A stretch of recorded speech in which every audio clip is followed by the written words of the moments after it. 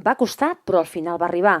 El Figueres aconseguia els 3 punts al municipal dels Canyars després d'un partit ple d'imprecisions de cara a porteria i que va decidir Jairo poc després de la seva aparició al terreny de joc.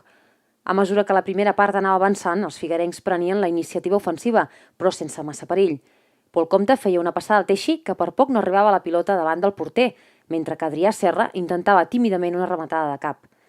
Per la seva part, el Castelldefels, sense massa inspiració davant i amb les forces concentrades en la defensa, ho provava en Carlitos per la dreta en una rematada molt escurada i en una acció de Muñoz dins de l'àrea, on el conjunt local va reclamar penal del Forcea.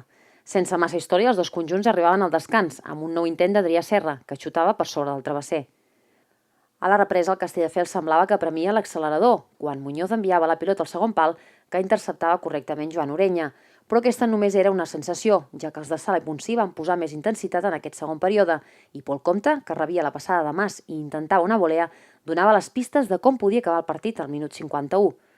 Els figuerencs, sense deixar de treballar en el terreny de joc, van veure com els d'Escudero perdien la seva millor oportunitat quan Marc Martínez no era capaç de rematar en gol una pilota abandonada a la frontal de l'àrea.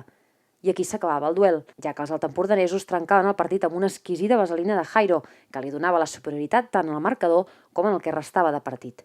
Finalment, Marc Mas fallava un 1 contra 1 davant del porter, en una de les ocasions més clares del Figueres.